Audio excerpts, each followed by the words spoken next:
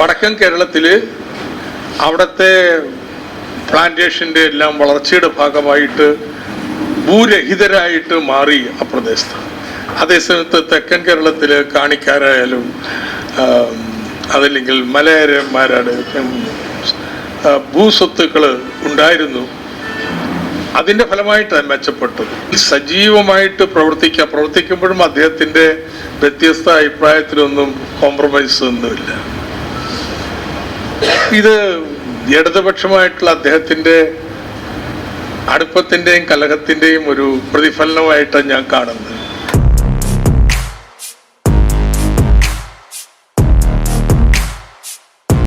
തൻ്റെ വ്യത്യസ്തമായിട്ടുള്ള അഭിപ്രായങ്ങൾ ഒരു മടിയുമില്ലാതെ തുറന്നു പറയുമായിരുന്നു. അദ്ദേഹത്തിൻ്റെ എതിരെന്ന ആത്മകഥയിൽ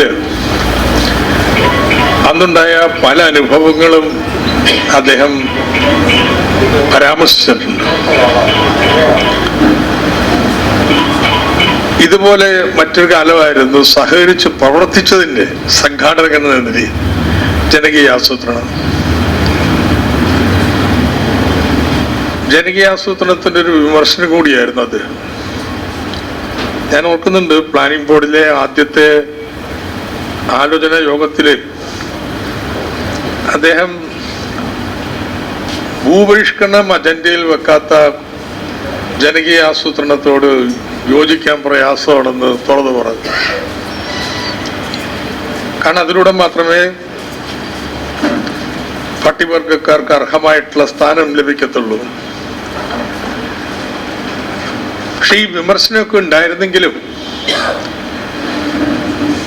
ദളിതർക്കും പട്ടികവർഗക്കാർക്കുമെല്ലാം അധികാരത്തിൽ ഇടപെടാനുള്ള ഒരു പുതിയ വാതായനം തുറക്കുന്നുണ്ട് എന്നുള്ളൊരു തിരിച്ചറിവുണ്ടായിരുന്നുകൊണ്ടാണ് ഒരു വർഷം കഴിഞ്ഞപ്പോ വിചാരിച്ച പോലെ കാര്യങ്ങൾ പോകുന്നില്ല എന്ന് മനസ്സിലാക്കി പട്ടികവർഗ ഉപപദ്ധതിയിൽ മുഴുവൻ പഞ്ചായത്തുകളെയും തിരുവനന്തപുരത്ത് കൊണ്ടുവന്ന് അവലോകനം ചെയ്യുകയുണ്ടായി. ആ റിവ്യൂവില്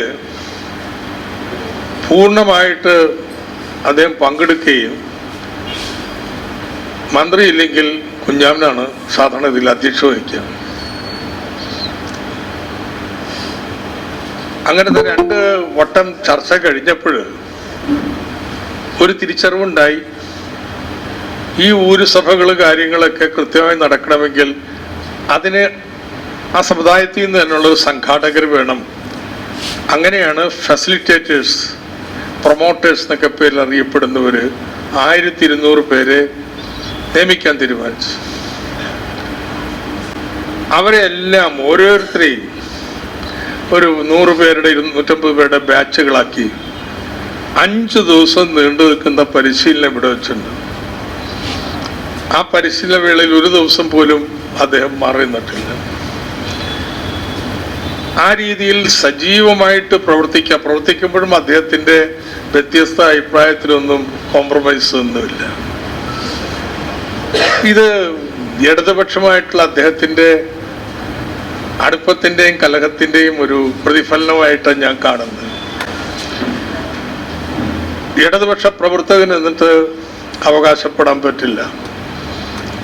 പക്ഷേ അതോടൊപ്പം ഇടതുപക്ഷത്തോടൊപ്പം നിന്ന് പ്രവർത്തിക്കുകയും ചെയ്ത എത്രയോ സന്ദർഭങ്ങള്, അനുഭവങ്ങള്, ഇടതുപക്ഷം ചെയ്ത കാര്യങ്ങൾ കേരളത്തില്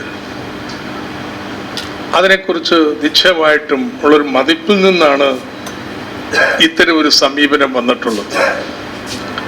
അക്കാദമികമായിട്ട് നോക്കിക്കഴിഞ്ഞാൽ എനിക്ക് തോന്നുന്നു അദ്ദേഹത്തിന്റെ ഏറ്റവും വലിയ സംഭാവന നമ്മൾ കേരള വികസന മാതൃക എന്നൊക്കെ പറയുന്ന ഈ വികസന അനുഭവത്തെ, അതിൻ്റെ ഒരു പ്രധാന ദൗർബല്യം പാർശ്വവൽക്കരിക്കപ്പെട്ട ഒരു വിഭാഗത്തെ പിന്തള്ളപ്പെട്ടു പോയി എന്നുള്ളതാണ്. ഉൾക്കൊള്ളാൻ കഴിഞ്ഞു. ഔട്ട്ലയേഴ്സ് എന്നാണ് സാധാരണ സാഹിത്യത്തിൽ പറയുന്നത്. അതിൽ ഏറ്റവും പിന്നോക്കം നിൽക്കുന്നത് പട്ടികവർഗക്കാർ തന്നെയാണ്.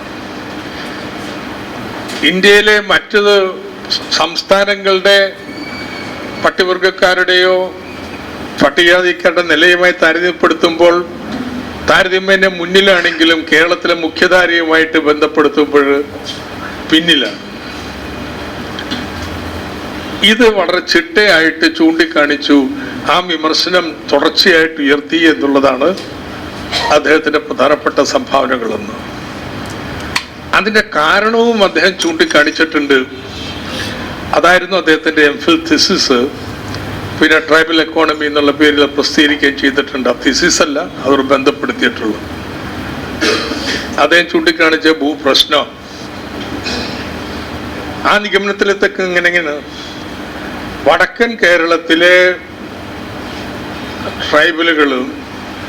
ട്രൈബൽ സമൂഹവും തെക്കൻ കേരളത്തിലെ ട്രൈബൽ സമൂഹവും താരതമ്യപ്പെടുത്തിയ തെക്കൻ കേരളത്തില് വിദ്യാഭ്യാസത്തിൽ, ആരോഗ്യത്തിൽ, സൂചകങ്ങളിലൊക്കെ ഉയർന്നതാണ്. എന്തുകൊണ്ടാണ് വ്യത്യാസം?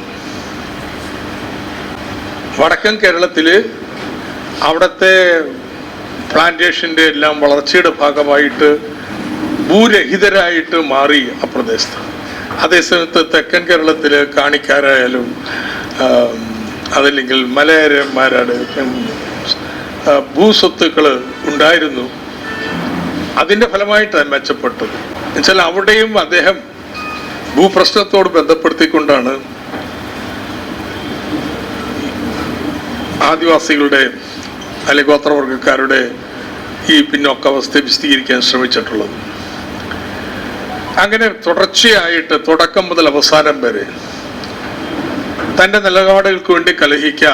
അത് നമ്മുടെ പ്രാഥമിക ക്ലാസ്സിൽ പഠിപ്പിക്കുന്ന അധ്യാപകനോട് മുതൽ ഏറ്റവും ഉയർന്ന ക്ലാസ്സിൽ പഠിപ്പിച്ചു തരുന്ന അധ്യാപകനോട് വരെ തന്റെ നിലപാടിൽ ഇതൊരു സമത്വ സന്തുലിതമായിട്ടുള്ള സമൂഹമല്ല, വ്യത്യസ്തതകളുണ്ട്, അത് കാണാൻ പറ്റൂ, അത് വിസ്മരിക്കാൻ പറ്റില്ല എന്ന് നിലപാട് കൃത്യമായിട്ട് എടുത്ത് ചൂണ്ടിക്കാണിക്കുകയുണ്ടായി.